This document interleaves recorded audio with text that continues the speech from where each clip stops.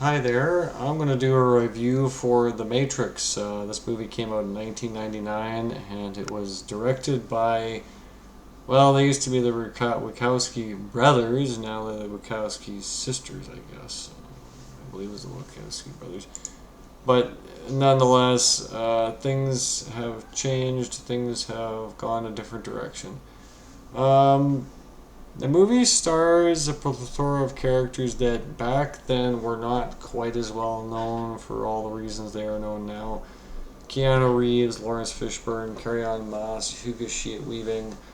Um, just a whole plethora of people. I think the biggest problem, I think the biggest thing about this movie is that it's the movie that kind of like it was different because it established the idea that the world is not real. The Matrix is a construct, a virtual reality simulation of the real world. And this happened because many, many years ago, a long time ago, before I was born, um, humanity invented artificial intelligence, and this supposedly happened late 20th, early 21st century. They invent artificial intelligence, which produced a whole array of machines that would work for humanity and produce things for humanity. And these things kept getting smarter. That it got to the point where they started fighting for their rights because humanity, of course, stopped caring about it. Stopped caring about anything. I guess I'm not entirely sure why they would suddenly stop caring about everything, but that is what happened. So the result is that the machines and the humans had a big war, and the result is that the humans lost and the machines won, and they had to make the Matrix to make humans subservient. And the whole joke of the movie is that, of course, it's the joke of reality that you know is not real, and that everything is wrong. Um, I think that's where I think the biggest problem I have with this movie is the fact that it got a whole generation to think that there's some sort of fiction going on in the real world, except for the fact that in reality, black cats don't appear like that. No, when I have deja vu movements, that does not happen that way. It happens much more cryptically and in a much more boring way. When I have a deja vu moment, I know I'm having problems in life. That's got nothing to do with virtual reality simulations. But nonetheless, this movie is not too bad. It's certainly aging now because as time goes by, the black coats and all the stupid gadgetry they're using looks more and more out of date. Why they have a cell phone with a flip chip on it, with a slot mover or whatever the heck it's supposed to be, why they have that, I don't know.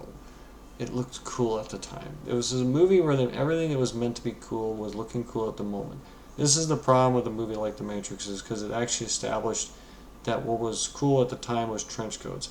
I think there was a couple of movies made that established the trench coat phenomenon. So even the movies like the X-Men movies ended up using black trench coats. It was ridiculous. There was a couple of years of it. I think Blade even took that, although Blade was more naturalized to that because it was a vampire movie about the concept. This movie, on the other hand, yeah, everybody, the whole shtick was in. It was 1999, so of course everybody was into the computer era had definitely begun by 1999. It is actually kind of amusing to watch this movie because the further you get away from it, the more archaic it actually looks. Like this is not like Jurassic Park or even other movies like Apollo 13. Is that the computer technology in this movie is dating itself with every passing year because you can tell that they don't have a world where the internet is like an altogether thing. The internet in the world of 1999 was not quite as interlaced as it is now. And the thing is, some of that stuff looks a little bit fake because, of course, a good chunk of the population was still on dial-up internet. The concept of high-speed internet was not normalized in 1999. It became normalized in a few short years, but at this point, not so much. So yeah, it was kind of amusing watching this movie. Nowadays this looks archaic. Everything in this movie looks archaic, from the coats, from the visual attire to the visual aesthetics to the whole concept of virtual reality. Everything in this movie looks sort of out of time and out of date. Nonetheless, at the time, it was very much the vogue thing to do. And the result is that Neo is in a world of virtual reality and now must determine if he is going to be the One. And the One is a loose canon version way of saying he's some special character. There was some prophecy years ago done by somebody who could do whatever he want with the Matrix, and this guy is supposed to be the new generation of superhero or something. I guess that's what the joke is supposed to be. And Neo has to figure out how to leverage this ability properly. I think that's the biggest problem. I think that's the thing about this movie, is that it's got the weirdest shtick going on. Is that it's about Neo basically finding out, is he indeed the One, and the whole joke about the movie is that he gets told he's not the One, but of course he finds out he ends up being the One. He has to figure out if he's actually got the capacity to control the Matrix. The Matrix is, of course, run by computers and electronics that are kind of hostile to humanity, because that was the big war that happened. And if you watch this movie, you can't escape the underlying premise, is that the robotic world turned us all into batteries. That's essentially what it did. It wouldn't work in the real world. In the real world, we are net energy negatives. We wouldn't produce anything for them that was useful, so unfortunately wouldn't. I mean, what's unfortunate about this movie is that there was a better movie made a few years later that's actually the prequel to this movie. It's kind of like a prequel. It's called the Animatrix, and it explains what they tried to explain here. They explain a lot better in that movie. Nonetheless, this movie gets off to a good start with the concept of a world where you need to grab weapons. Now, honestly, I don't know why they decided to use firearms as their projection of dealing with the hostiles. Honestly, that's what's looking a little bit dated nowadays, because they use so many firearms in this movie. It is rather ridiculous. There was another movie made that had a similar premise that was made a year earlier. It was called Dark City. It has a totally different concept behind it. They barely use weapons at all, only very minimally. It was the same idea, though. Aliens were running a world that looked human, looked good for humanity, and they were trying to find an answer to their question, how to attain, how to survive. In this movie, the amount of firepower they're packing is just hilarious. It does produce there is one good scene. Actually, I don't know if I call it a good scene. At the time, it looked really good. The more it dates itself, the more awkward it gets. Is that there is a scene involving a shootout, involving the good guys, two people, the good guys, and not so much bad guys, but just the SWAT, the internal security of the building, doing its thing. It's supposed to be their special unit for dealing with hostiles. And of course, they go through them and they wipe them all out, because that's the story. Unfortunately, nowadays I tend to not like that scene too much. It produces a really good visual shot, but ultimately, these cops and guys, these were family people. I mean, I know that they're in a Matrix and all that, but they're still actually family people.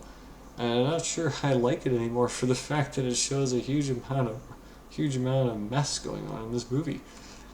Nonetheless, I am willing to accept it for what it is nowadays. It does produce a good visual effects and sound effects arena. If you want a good test, back in the days, it was a good test out scene for 5.1 audio. Nowadays, I would say it would still be a good test out. Honestly, though, I think it's a little bit overcooked. It's an overcooked scene. The rest of the movie, of course, has similar sequences. I think the biggest problem with this movie is how it's getting to be outdated. It's just strangely out of date. It looks awkward. Because all the computer technology they're using, it looks strangely out of date. Everything they're touching is just how the commands are using. It just looks odd to its time. But yeah, nonetheless, Neo does, of course, figure out how to control the Matrix. He eventually figures out what he's supposed to be doing. I don't know if it's just because he suddenly realized it doesn't matter what he's doing, or if it's because it's not entirely explained why he suddenly figures out what the Matrix is supposed to be and what he's supposed to be doing with it. I think what it kind of boils down to, he starts to believe that the Matrix is fake. Although I don't think that's actually what's going on. I think what's all boiling down to is that he's falling in love. I guess I don't know. It's really weird scene. Nonetheless, I think all it boils down to actually is that Carrie-Anne Moss kissed Keanu Reeves, and this is the reason why he becomes the one. At the time, that looked like a really cool scene, so I think that's inevitably why he becomes the one. It's because girl kissed him. He got kissed by a girl. That's why it happened. It had nothing to do with the fact that he suddenly woke up and realized it's a virtual girl. It's because this movie was essentially made for teenagers who are finding their way in life, and basically when you get that first crush, it's like the exceptional moment. And in this movie, that was the joke of the movie, is that this is the exceptional moment. But nonetheless, yeah, it's The Matrix. It's an alright movie. It passes the grade. Some good visual effects shots, getting to be a little bit out of date. It nonetheless works as a movie. It was good. Inspired a whole generation of people to think that their reality is not real. I would know. I've always questioned that. Yeah.